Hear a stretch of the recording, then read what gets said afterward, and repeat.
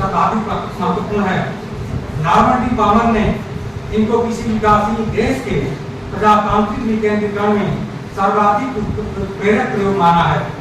राजनीतिक दृष्टि से पंचायती राज की स्थापना का उद्देश्य देहाती स्तर पर प्रजातंत्रात्मक मूल्यों एवं व्यवहारों की स्थापना करना था, ताकि शक्ति का विकेंद्रीकरण सरकारी संरचना के निम्नतम बिंदुओं पर किया जा सके तथा देश की दूरस्थ प्रदेशों में निवास करने वालों को भी देश के मामलों में प्रभाव डालने का अवसर दिया जा सके।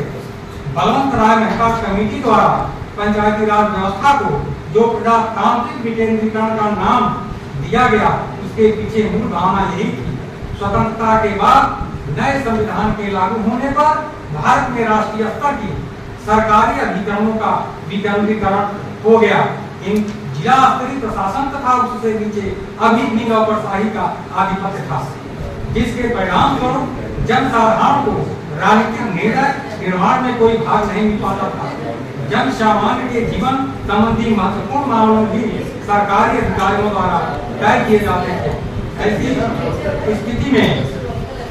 स्थिति में ग्रामीण विकास के लिए अपनाई गई विभिन्न योजनाओं का उचित लाभ प्राप्त नहीं हो सका। जब विभिन्न समितियों एवं अध्ययन दलों ने इस स्थिति का अध्ययन किया तो वे सभी इस निष्कर्ष पर आए कि इन कार्यक्रमों जब तक स्थानीय लोगों की भागीदारी नहीं होगी तब तक न तो ये सफल हो सकते हैं और न इनके लाभों की स्थायी बनाया जा सकता है। प्रजातांत्रिक विकेंद्रीकरण का सुझाव दिया गया, जिसमें स्थानीय स्तर के विकास की सभी समस्याएं प्रभावित लोगों के हाथ में ही छोड़ दिए जाएं। इसमें जनसाधारण न केवल अपने क्षेत्र के विकास कार्यक्रमों में सहभागी बनना या निर्णय निर्माण में भी भाग ले सकें। इस प्रकार राजनीतिक सत्ता नौकरशाही के घेरे से निकलकर जनसाधारण के हाथों में आ गई।